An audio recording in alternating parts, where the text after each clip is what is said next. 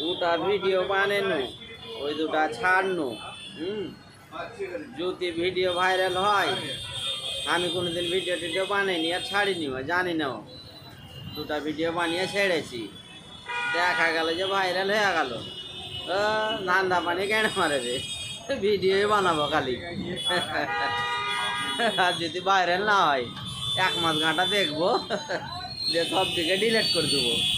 মানে আমি ভিডিও টিডিও বানাতে জানি না, আর কোনোদিন ভিডিও বানাই না।